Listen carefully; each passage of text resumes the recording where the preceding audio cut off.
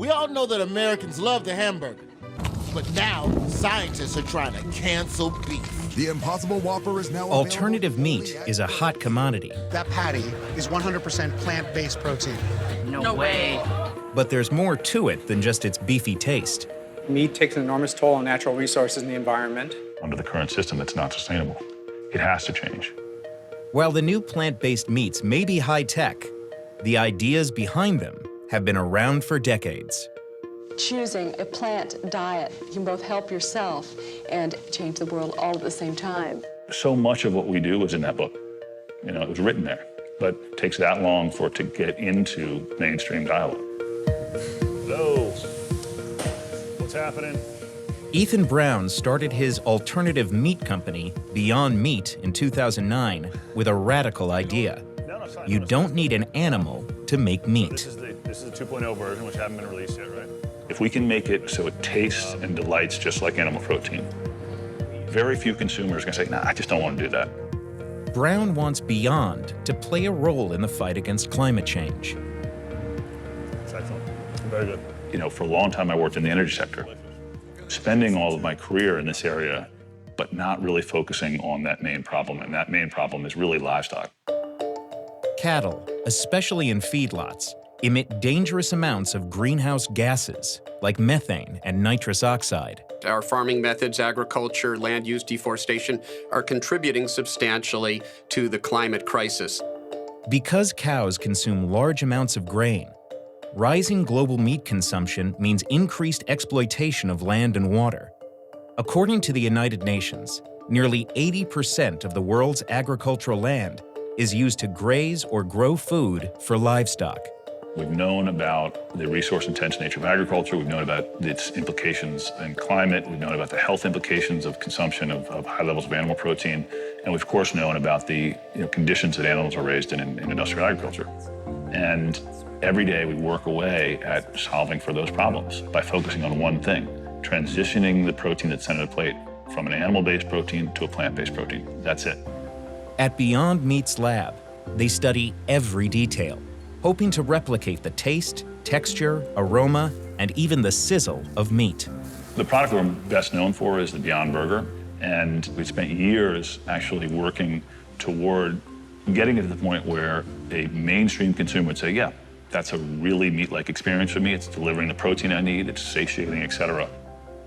Companies like Beyond want consumers to consider the social and environmental impact of the food they eat. But while their products are new, this idea that an individual's choice to eat less meat can benefit the world is not. It was first introduced by a young author, Frances Moore Lappé, nearly 50 years ago. Frances Moore Lappé, author of the popular bestseller Diet for a Small Planet. In 1971, when she published Diet for a Small Planet, take a new, hard look at the problem of hunger in America. The world was facing a hunger crisis. Even though we are growing more grain on this planet, there are many more mouths to feed. The world was obsessed with feeding people, and I thought, if I could just understand why people are hungry. Conventional wisdom said we were reaching the Earth's capacity to produce food. But Moore Lappé, who was only 27 years old, buried herself in data about global production. It is the original manuscript for Diet for a Small Planet, dated January 6, 1971. I just said, okay, I'm going to figure out, are we really at the Earth's limits? Is that really the cause of hunger? So these are all the calculations that I did with little line rulers. And so I got my dad's slide rule, and I just sat there hour after hour, literally putting two and two together. What she discovered astounded her. If all the world's grain was fed to people, there would be plenty to eat. There's more than enough for us all. If you take, as I did very simply, you take the world food supply and you divide it by the number of people on the planet, more than enough. But we were feeding much of what we grew to cattle, which were remarkably inefficient at making meat. In one chart, Moore Lappé illustrated how 21 pounds of protein fed to a cow made just 1 pound of protein for people. What I wanted to get across is that our current food system is inefficient, unjust, illogical, and destructive, that it's just not, we can do a lot better and we need not have hunger. Her solution, a meat-free diet, was, in the beef-loving 1970s, They're the beef people. so alien, the publisher asked her to include recipes showing options for meat-free meals. I wanted to encourage people that, hey, we can be part of the solution, because I think we want to have meaning in our lives, and it feels good if we can align our daily choices with something larger. Has it helped people change their diets? Are people changing their diets? Oh, definitely. I think it has been a jumping-off point for many people. Despite little media attention, Diet for a Small Planet became a counterculture bestseller, inspiring readers with the message that everyday choices and individual actions could make a difference. One of them was a young environmentalist, Seth Tibbott. I read that book and I became a vegetarian. In 1980, he started a business in Forest Grove, Oregon, the Turtle Island Soy Dairy, which made some of the first alternative meats from a soy protein called tempeh. This was the first ad that I created for Turtle Island tempeh, and you see I have the soy tempeh, good old soy, and 5-grain tempeh, which was right out of the pages of Diet for a Small Planet. And then the soy tempeh with herbs was my temperoni. Even though he was barely breaking even, in 1995, Tibbott introduced a new product for Thanksgiving. It was called Tofurkey. Nobody thought it was a good idea. They said, that's a stupid name, that's silly. Do you have any tofurkey? Tofurkey? Yeah, tofu turkey. Tofurkey, anyone? Is this tofurkey? Tofurkey. Toe bagel. With cream toe cheese. Tofurkey. We had no ad budget, but what we did have going for us was this quirky product with this quirky name, and we started finding that the media just couldn't get enough of it. He made other products too, like tofu sausages and deli slices. After decades of slow but steady growth, about 2 years ago, demand for Tofurkey's products suddenly exploded. The conversation for us changed from where in the world are we going to sell all this product that we're set up to make to how in the world are we going to make enough to meet the demand of this new industry. While the shift seems quick, it's also something animal rights activists have been working toward for decades. I read Diet for a Small Planet in 1987, and it blew my mind. Like Seth Tibbott, Bruce Friedrich stopped eating meat after reading Diet for a Small Planet. But he eventually grew to believe it was unethical to eat animals at all. He became an animal rights advocate and tried everything, from throwing fake blood on fur coats to farm animal rescue, to get people to stop eating meat. I spent a whole bunch of time focused on individual dietary change. So educating people about who farm animals are, and yet year after year after year since then, per capita meat consumption has gone up. So he switched from activism to capitalism and started a trade group that finds investors for alternative meat.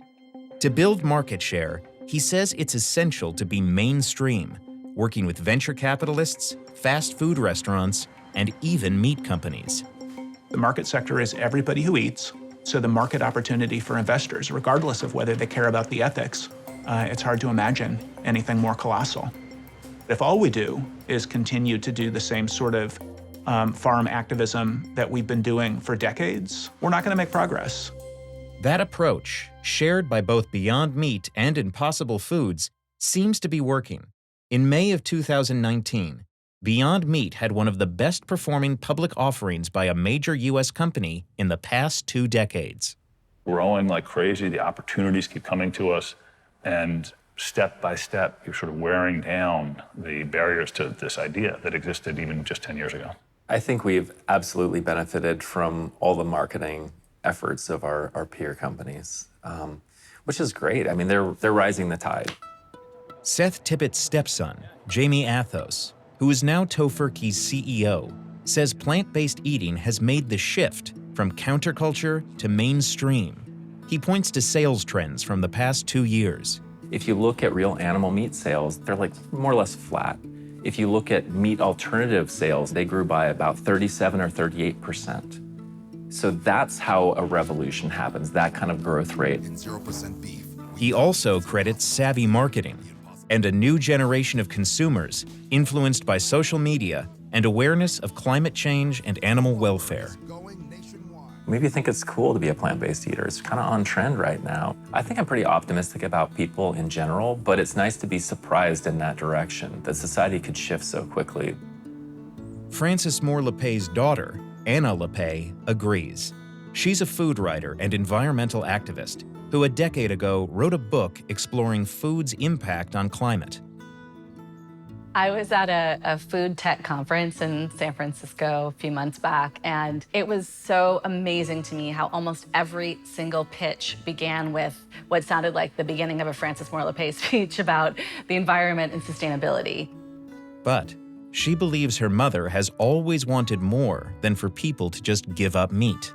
She was never that simplistic. It's really not having a conversation about what we want our plate to look like. It's more, what do we want our world to look like? To me, that Diet for a Small Planet message is ultimately this message about democracy. Who is making that choice that we should take this vast amount of land that could be feeding people directly and turn it over to be growing feed for livestock in a way that's ultimately so inefficient? Both Anna and her mother have concerns about the new meat alternatives.